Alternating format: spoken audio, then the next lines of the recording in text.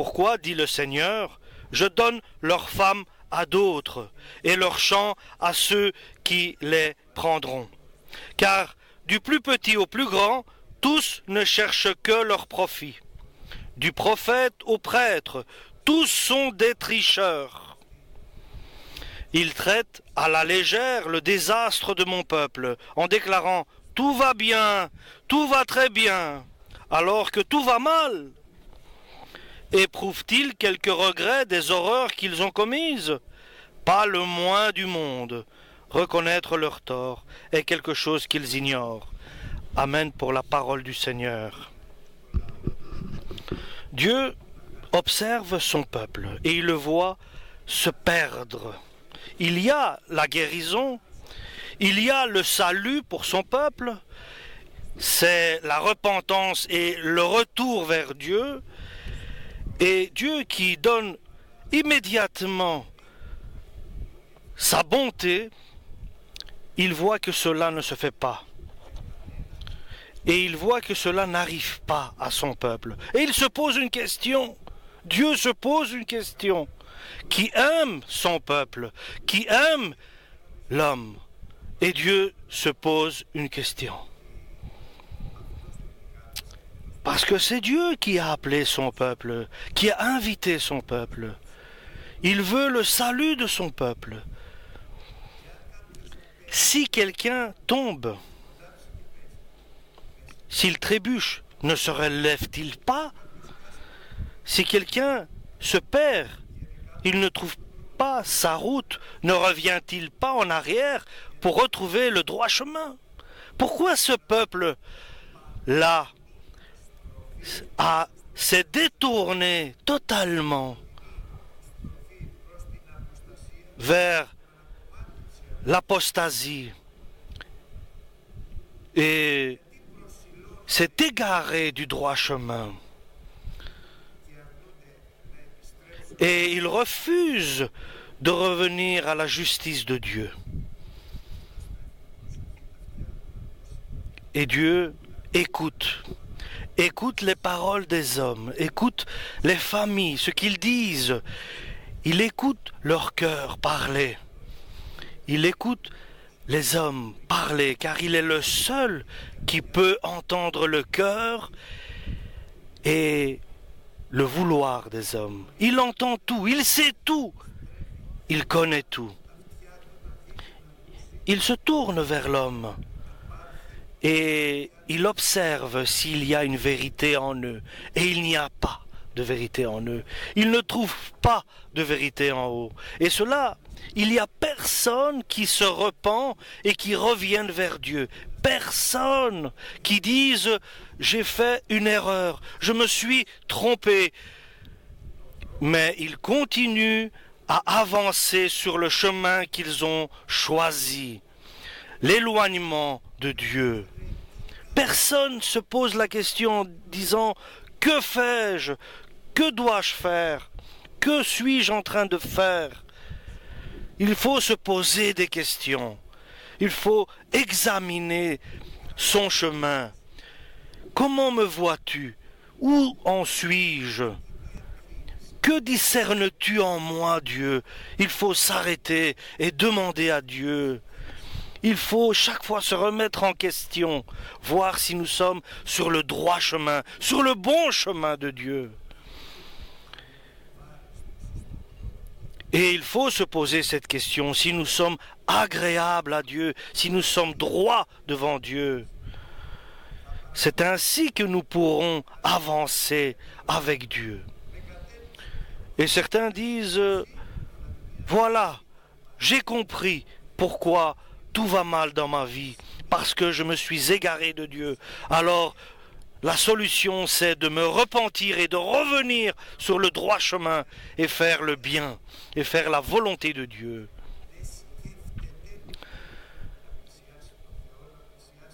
Et l'homme s'éloigne de Dieu lorsqu'il ne pense plus à Dieu, lorsqu'il oublie Dieu.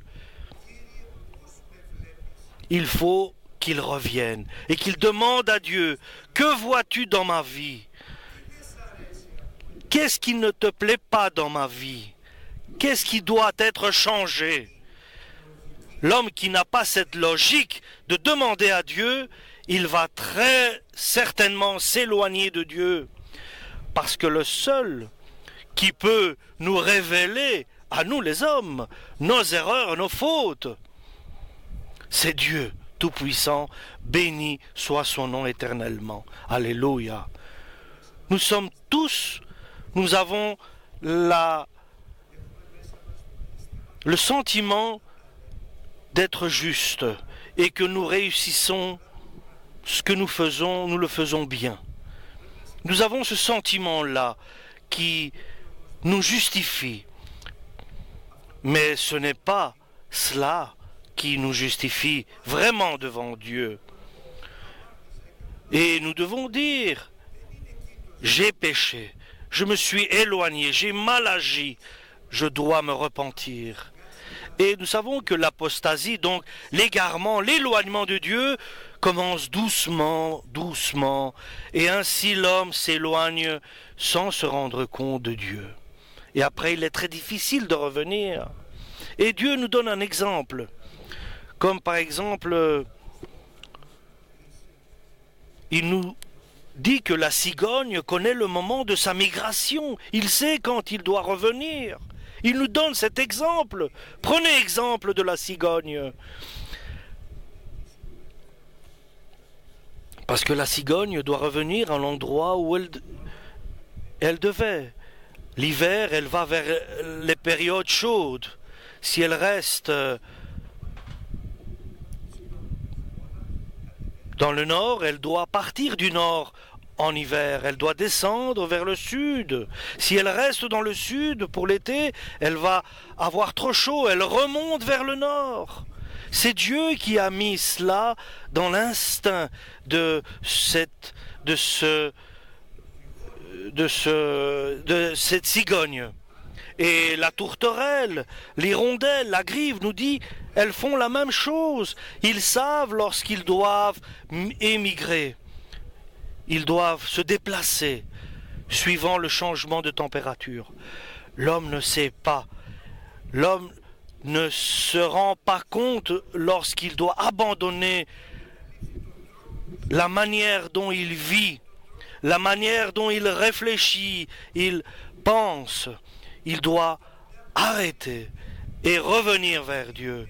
Les oiseaux le savent, comme la cigogne et la tourterelle et l'hirondelle et la grive. Ils savent lorsqu'ils doivent migrer. Et nous devons dire qu'il y a le salut de Dieu et que toi tu te perds dans la perdition. Il y a une manière facile du salut et le redressement de ta vie. Et toi, tu persistes dans la destruction. Et je vais le répéter, chers frères, il y a une manière facile de corriger les choses dans notre vie. Et nous restons en insistant, en étant têtus dans la destruction. Ça, c'est l'homme qui persiste dans l'entêtement de son chemin qu'il a choisi. Et la meilleure manière d'être sauvé, il n'y a pas d'autre manière, c'est d'apprendre et d'être habitué à se mettre souvent devant Dieu, en disant, en demandant, Seigneur, que vois-tu de mal en moi et de mauvaises intentions en moi? Que vois-tu qui ne te plaît pas? Que vois-tu qui n'est pas droit, qui n'est pas juste? Aide-moi à corriger ma vie et que je revienne vers toi. Corrige-moi, Seigneur, sur le chemin que je poursuis. Et lorsque nous sommes malades, nous courons vers le médecin. Nous savons que lui a la solution, le docteur va nous soigner. Mais lorsqu'il y a une catastrophe qui vient dans notre vie, n'allons-nous pas chez Dieu, qui est le seul qui peut nous aider sur tous les problèmes? Et Dieu est dans l'étonnement. Il dit, pourquoi pourquoi ce peuple ne revient-il pas vers moi? Et il discerne. Et il discerne dans ce peuple. Ils disent qu'ils sont sages parce que la parole de Dieu est entre leurs mains. Et c'est vrai. C'est vrai que le peuple d'Israël a la parole de Dieu entre les mains. Ils ont la parole du divin, du Très-Haut entre les mains. Mais inutilement, ils le gardent, car ils le lisent et ils l'expliquent selon leur cœur. Et suivant les désirs de leur cœur, ils décrivent ces paroles. Dernièrement, il y a un enseignement qui vient d'apparaître qui dit que la grâce de Dieu couvre tous les péchés de Dieu devant Dieu qu'on pourrait avoir commis. Mais Dieu nous sauve lorsque nous nous repentons. Dieu ne fait pas grâce lorsque nous restons dans le péché. Mais lorsque nous nous repentons, Dieu nous pardonne. Dieu ne nous pardonne pas si nous ne repentons pas. Lorsque nous nous repentons, Dieu nous pardonne. Lorsque nous revenons vers Dieu, nous reconnaissons notre tort. Mais si nous restons dans le péché, sans se poser la question d'être juste ou pas, est-ce que je fais bien ou pas, et tu continues dans ta décision, dans la convoitise de ton cœur, de suivre le chemin que tu as choisi, alors tu ne rencontreras pas la grâce de Dieu, mais le jugement de Dieu. La grâce est une chose et le jugement en est une autre. Et nous savons que dans la repentance et le retour vers Dieu, Dieu fait une grâce, il pardonne. Mais dans notre péché qui est toujours accompli, Dieu ne pardonne pas si nous ne repentons pas. Et ce que je vois que vous êtes dans le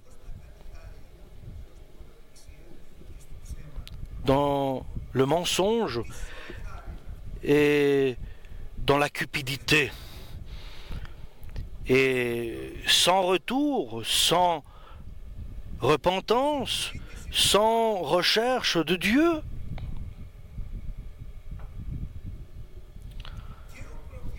Et le prophète et le prêtre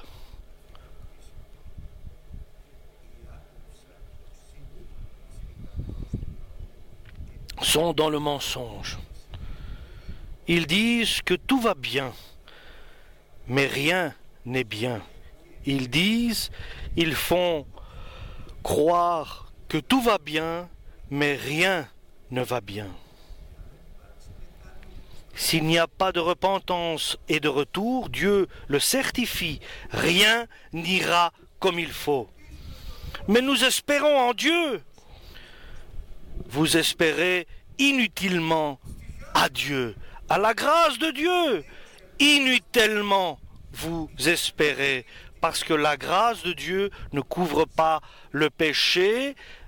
Il pardonne le péché lorsque l'homme se repent, lorsque l'homme revient du mauvais chemin. Et les hommes, que font-ils?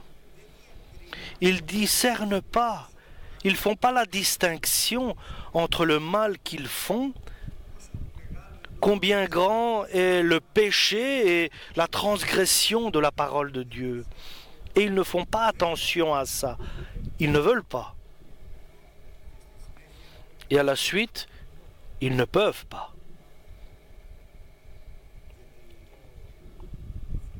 Parce que la crainte de Dieu ne règne pas dans leur vie. Et dans leur vie règne la crainte des hommes, la peur des hommes. Oui, la peur d'autre chose. C'est une peur, une crainte de destruction, de perdition.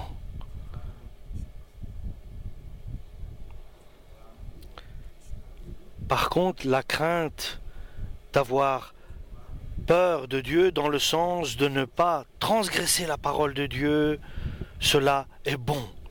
Lorsqu'on craint Dieu du côté de ne pas transgresser sa parole, cela est bon. Et nous savons que l'amour parfait de Dieu rejette dehors toute crainte et toute peur de l'homme. Si l'homme insiste dans sa réflexion, dans sa pensée, dans son chemin, et il essaye avec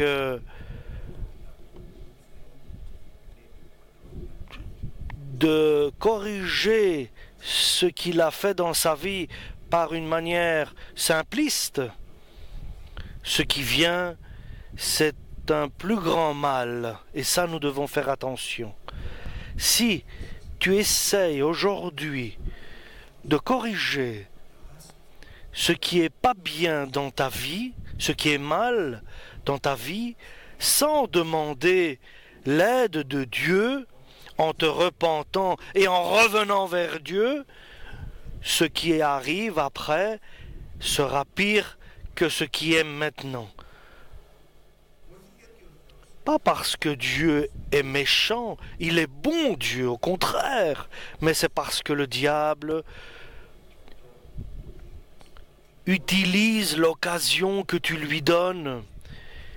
Il faut que tu fermes cette porte au diable en appelant Dieu Jésus-Christ, en demandant la repentance, qu'elle soit acceptée de sa part, que sa grâce soit avec toi, et que tu ouvres la porte vers Dieu. Et n'ouvre pas la porte du diable, car il apportera le mal. Donc ferme la porte au diable et ouvre la porte à Dieu le Tout-Puissant, béni soit son nom. À qui nous ouvrons la porte, cela est important. Comment ouvrons-nous la porte au diable ou bien à Dieu? Comment ouvrons-nous? Si nous décidons que la porte au diable est fermée, cela se fait avec décision ferme et pas en disant tout va bien et Dieu est avec nous. Non, mais avec sérieux, avec être responsable de ses actes en entrant dans sa chambre, se mettant à genoux devant Dieu et en confessant ses péchés à Dieu et demandant à Dieu qu'il ait pitié de nous. Kyrie eleisonimas, alléluia. Aie pitié de nous, Seigneur. Alors le Dieu Tout-Puissant va nous pardonner. Et il fermera la porte au diable, car nous avons ouvert la porte de Dieu. Imaginez, chers frères et sœurs, ça c'est la vérité. Quelle porte as-tu ouverte devant toi? Quelle porte as-tu laissée ouverte? Quelle porte as-tu fermée? Car celui que tu attends qu'il vienne, s'il trouve la porte ouverte, il entrera. Si tu attends que le Christ, Jésus-Christ, Fils de Dieu, vienne, alors il entrera. Et Jésus frappe à la porte. Si quelqu'un ouvre la porte, je rentrerai et je m'assierai avec lui, je mangerai avec lui. Et nous serons amis et nous serons unis, nous dit Dieu le Tout-Puissant, béni soit son nom. Alléluia. Mais si tu entends le bruit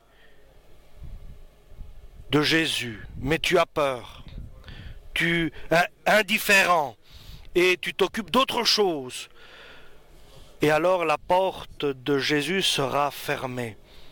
Et celle qui va ouvrir est la porte d'où viendra le diable pour déranger ta vie, pour détruire ta vie. Nous ne pouvons pas avoir deux seigneurs, nous ne pouvons pas avoir deux maîtres, ou bien Dieu ou bien l'argent.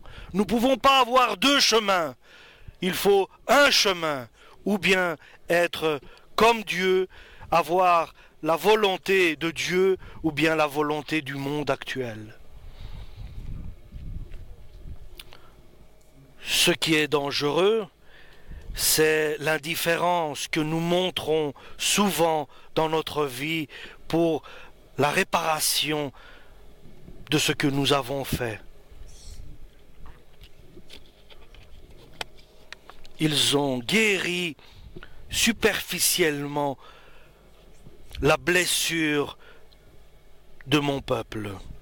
Nous devons avoir de la connaissance, de la réflexion, de la prière et de la repentance au-dessus de tout.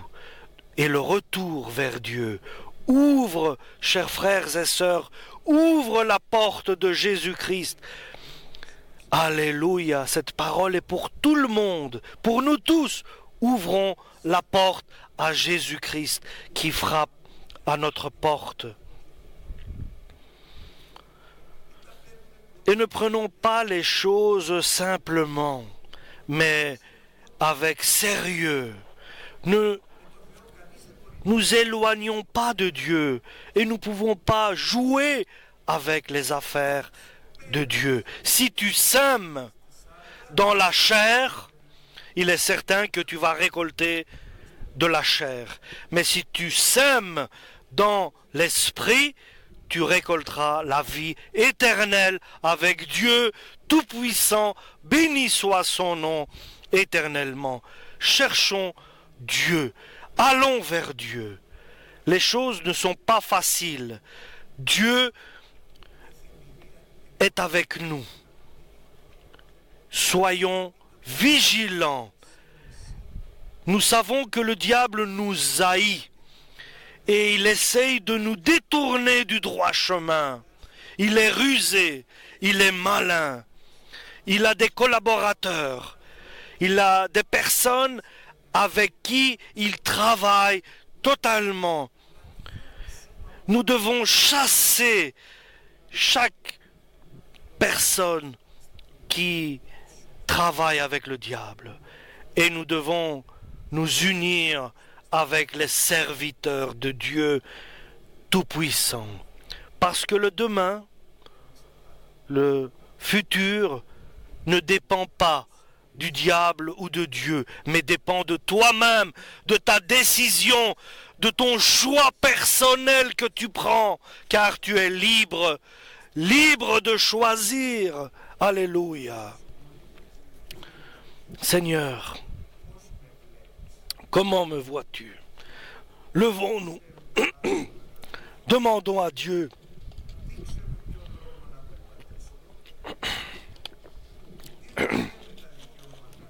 demandons à Dieu qu'il nous enseigne le chemin que nous devons suivre. Et sans toi, Père, Jésus-Christ et Saint-Esprit, nous pouvons rien faire, nous pouvons rien entendre, nous pouvons rien voir et rien penser. Aide-nous à voir, à penser, à réfléchir comme il faut. Le chemin que tu veux que nous marchions, car tu es amour, tu as de la bonté. Aie pitié de nous, Père, pardonne nos offenses et nos péchés. Alléluia. Nous sommes aujourd'hui devant toi, devant ton trône éternel. Alléluia. Devant ta lumière éternelle, Père. Nous sommes devant toi, nous te demandons de nous pardonner. Aide-nous, Seigneur, révèle-nous ce qui est contraire à ta volonté en nous. Aide-nous à prendre conscience du mauvais chemin que nous aurions pu prendre. Aide-nous à revenir sur le droit chemin, à te suivre.